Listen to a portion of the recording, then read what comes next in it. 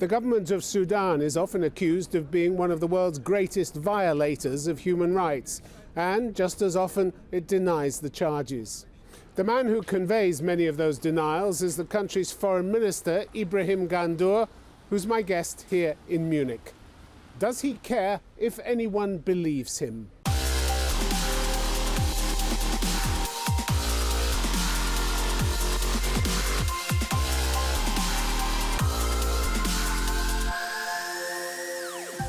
Ibrahim Gandour, welcome to Conflict Zone. Thank you very much. Thanks for having me here. You told an interviewer last year, we have abided by all our human rights obligations. This was clearly and provably untrue, wasn't it? It cannot be untrue, but sometimes you depart from normal for reasons that has to be explained. We are living in a world of a turmoil around us. We are neighboring countries with different problems. You call it a departure. The UN called it repeated violations of civil and political rights, incidents of harassment, arrest, torture, and prolonged detention for civil society actors. That's more than a departure, isn't it? It cannot be a long detention, and I can tell you that there is no torture. These are preventive measures sometimes taken in order to ensure social security. This comes from the UN's Human Rights Council's independent expert on Sudan. So one of you is not telling the truth. Which one is it? Which one is it? We are telling the truth, but Really? I'm not accusing the other side of not telling the truth. But No, but you are by implication, aren't you? But sometimes envoys exaggerate things for reasons that I'm not going to talk about. And why would this one exaggerate things? He's You from know, Benin. so- Aristide Nonons. Yes, He's from Benin. He's an African. I met with him many Yeah. times, and he reflects the stories sometimes of political opposition.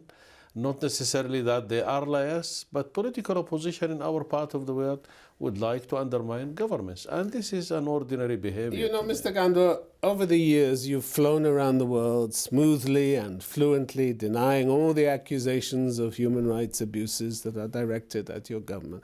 You criticize them as either liars or they're fabricating or they're exaggerating or whatever.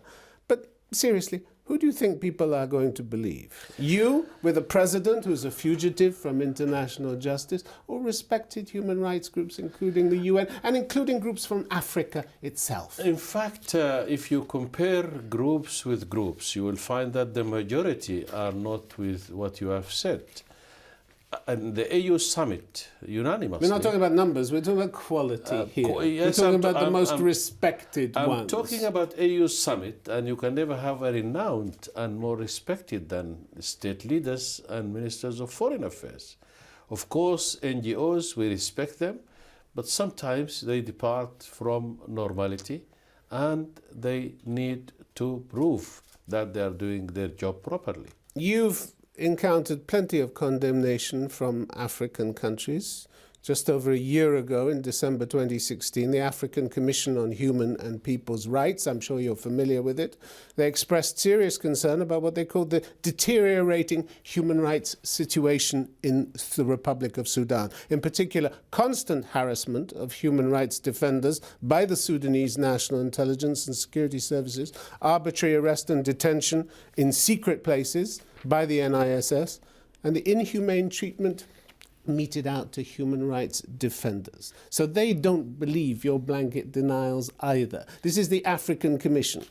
We don't have secret detention places. We have got well-known prisons of detention, but I can tell you that the number of those detainees is very limited because of some of the austerity measures that are taken by the government, and in a preventive behavior, the government arrested some political leaders, and many of them were released. I'm not saying that the arrest is correct, but I am saying that sometimes in our part of the world and what is happening around us, you may take some measures even if you don't support those measures if they happen in a different environment. These measures are beyond anything that human rights groups, particularly in Africa, are prepared to tolerate. The special rapporteur for the Commission noted the constant arrests and detention of human rights defenders, said they're a tactic used by the Sudanese authorities by you to obstruct the work of human rights defenders. This is your aim, to obstruct them as far as possible. When Mr. Arstid came to Sudan last time, there were 21 arrested activists and political leaders. This is the African Commission on Human and People's Rights who are saying this.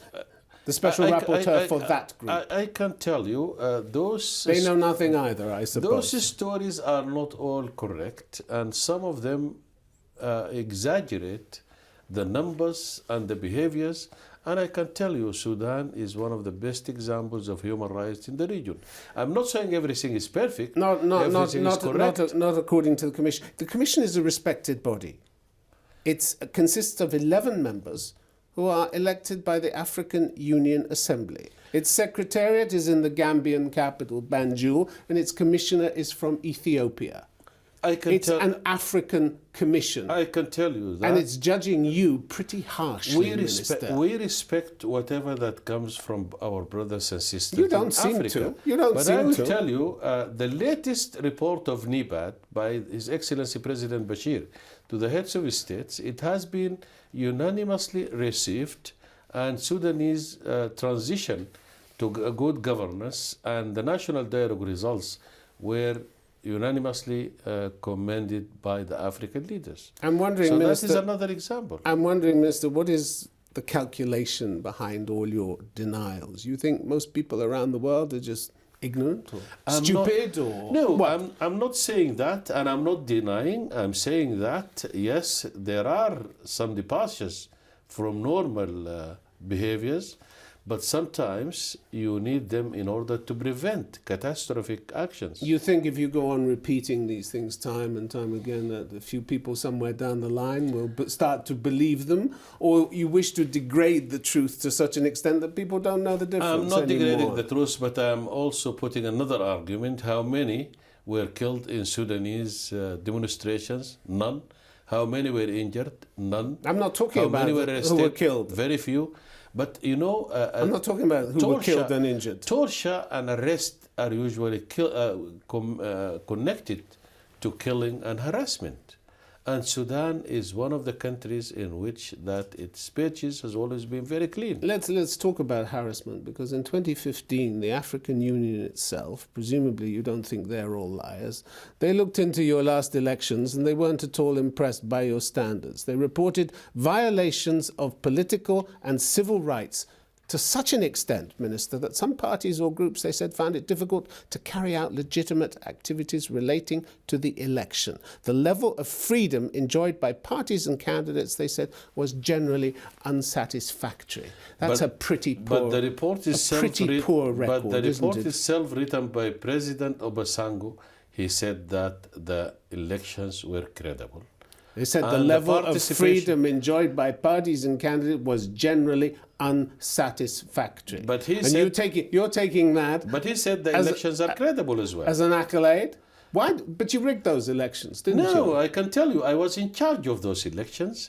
And I challenge everybody to say that the elections were rigged. But this is what the African Union monitors said. They spoke of a restrictive political environment and a media landscape characterized by censorship and harassment of independent media houses. And But you call that a fair election. It was a fair election, and the same report said it was a credible election with some limited turnout, which characterized was by censorship and harassment of independent media.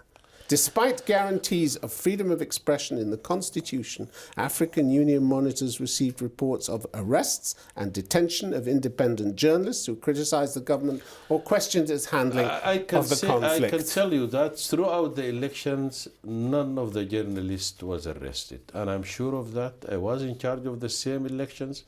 Well, again, who do we believe, Minister? Who? You believe you, me? You have plenty of reason to sell this story to me. No, I don't have any these were reason.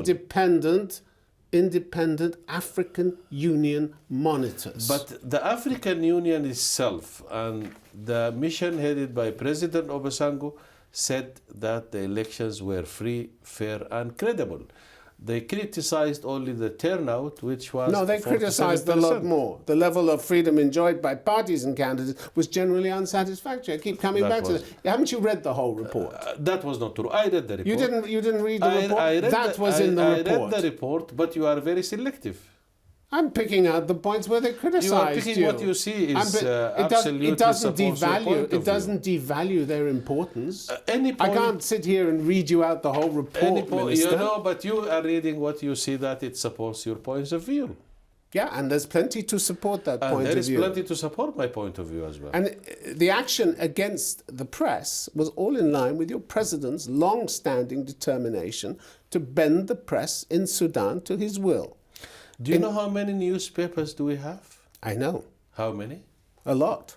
A lot. In a country with a lot of newspapers, which are not government-owned, they are free, compared to the whole region, that means there is a free press in that free, country. Minister? In December 2014, your president, Omar al-Bashir, spoke at a party meeting and criticized what he called the government's inability to control the media. And then he warned he would take decisive measures. He's been doing that ever since, hasn't he? So it's clear you never had any intention of having a free press. I remember the words. When a president in a third world country says that we fail to control the media, this means that there is no harassment, there is no measures against the media. Really? That's what it tells. Really? If you are talking about harassment, he was taking decisive measures. He has, but since then, according to all the reports, taken decisive measures against your journalists. I can tell you, constant harassment. I can tell you nothing of that has happened. So everybody's lying. Everybody makes up these stories about you. No. The weight of evidence, Minister, is simply too hard for you to sit there and brush away these allegations as if it's all nonsense. No, it's not nonsense. I'm not saying that it is all nonsense. In essence, you are. I'm saying they are. Some of them are there. But, you know, if you wait against what is going on around us, you will find that we are taking measures to keep an integrity of our country. In a country surrounded by ISIS, by Boko Haram, by Al-Qaeda, That's got nothing to do with the way you treat the press. No, we are not treating the press. We are treating people who may help. The UN's independent expert on Sudan has requested that you amend the Press and Publication Act to give more protection to journalists. Why haven't you done this? The amendment is still going on, and the version that had been sent How long do we wait? Years? No, I will tell you. Last year, the amendment was sent to the parliament. When the journalists union objected that they were not part of it, it has been again taken back to a committee formed by the government and the journalists and the civil society. So I ask you again, how long is this going to take to amend? I think in the next meeting of the National Assembly, the press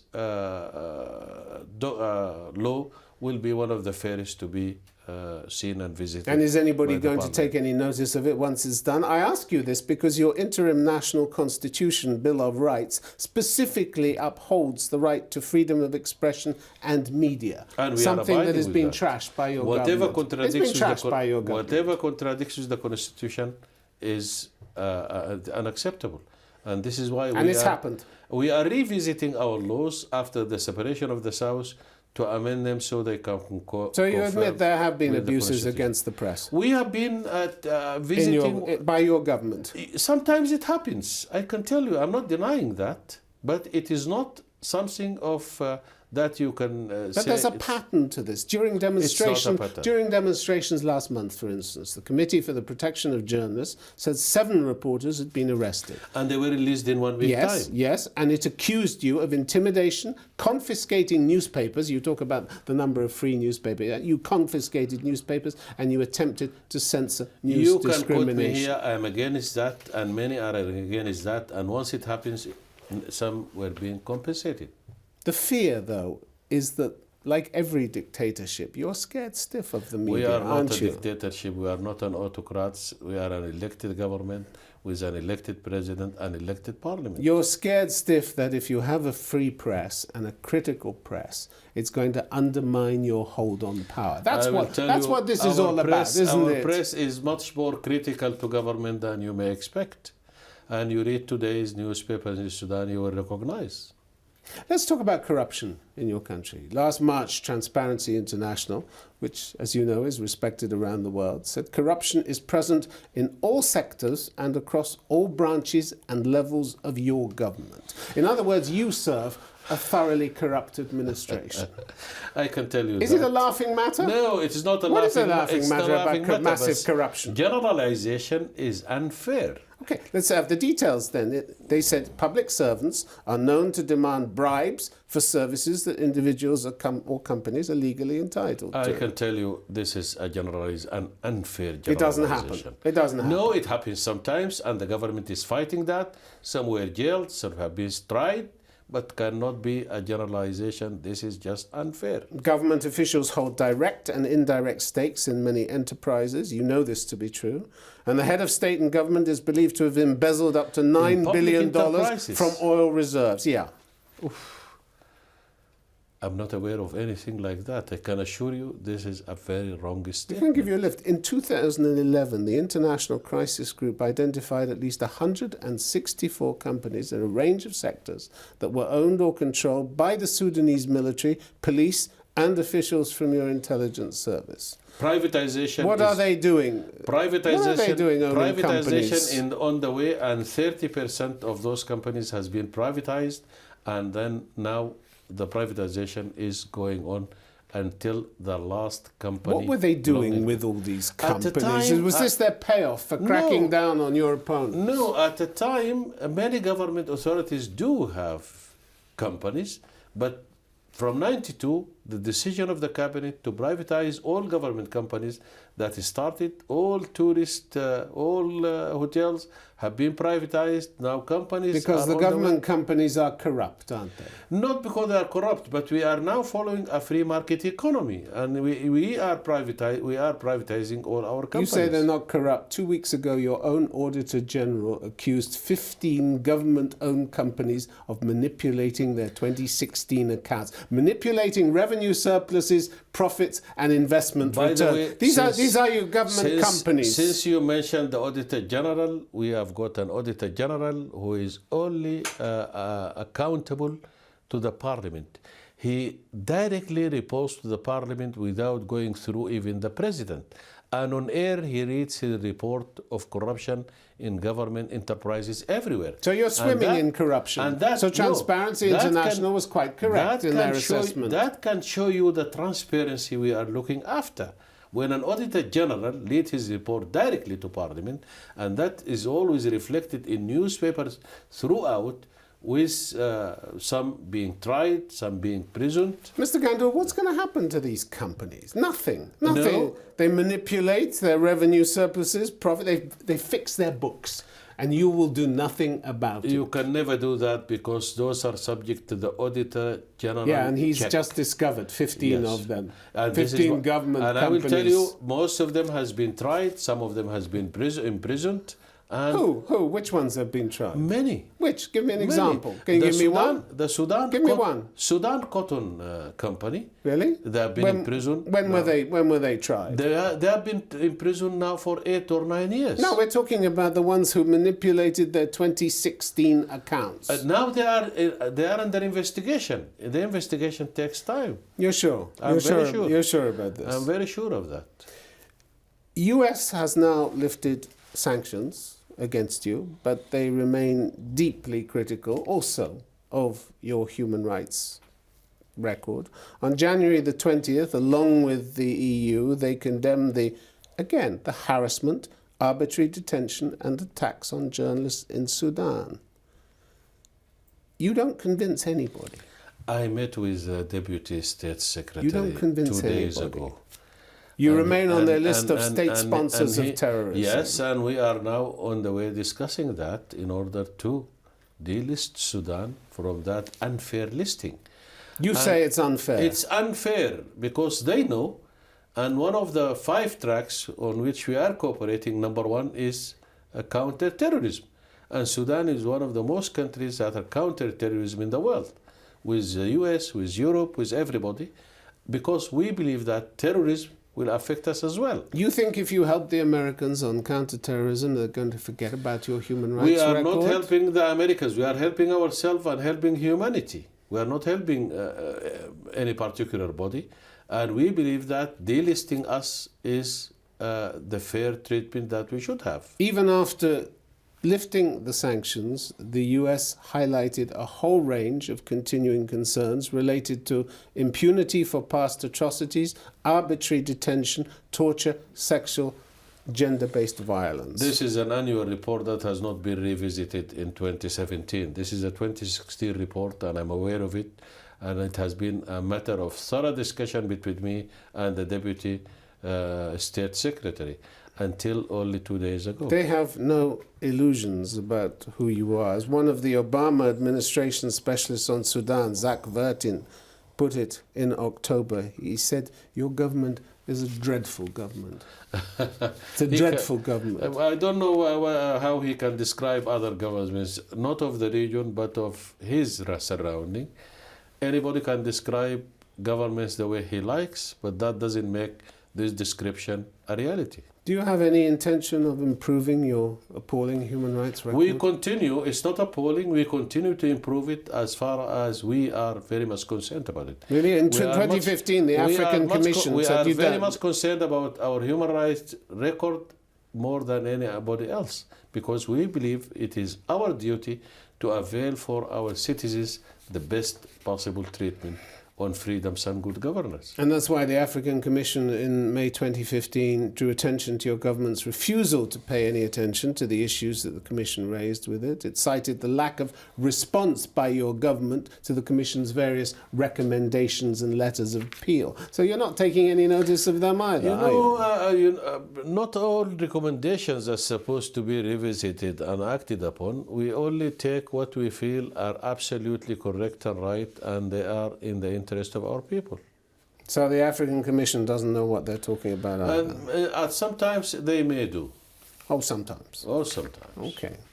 Let's talk about your president's indictment by the International Criminal Court. Indicted first in 2009 and then again in 2010 with 3 counts of genocide. Like everyone else, he denies all the charges.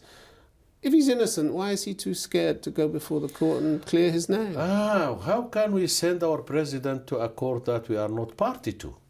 It is not an international court. It's a European court. We are not party to the Rome Treaty. Who is the chief prosecutor? Who is the chief prosecutor? A chief prosecutor being an African does not make it an African court. Go back to the records of the African Union from Johannesburg to Kigali to Addis Ababa to whatever summit. They have been saying that this court is political. It has been and that's targeting simply Africa. not tell me true, about, is tell, it? Let's look at the facts, Minister. Tell me about leaders. Shall we have some facts? Africans Shall we have some facts indicted. or just smears? 3 of the African situations that are under investigation by the ICC were self-referred by African states. 2 referred by the Security Council, in which African states voted. The DRC, Benin and Tanzania voted to refer the Darfur situation to the ICC. South Africa, Gabon and Nigeria voted in favour of Libya being referred to the ICC. I could go on, but Africa has been central to the decisions taken to adopt cases by the ICC. So this is nonsense. But the same countries voted until the 29th of January, that is 1 month ago, that the indictment against President Bashir was wrong. And that case should be brought back from the court to the Security Council and back to the African Union. And the same countries voted again unanimously, without any exception, that the court is targeting African leaders only. Tell me about Tell me about a European leader who's been indicted. Tell me about your decision in 2014, you African leaders, to have your own human rights court and vote your leaders immunity from prosecution. You did this unanimously in one more attempt to escape any kind of accountability, which you resist, you in Sudan resist at all costs. No, but we believe that Africans are grown up and we must keep African causes and problems within Africa.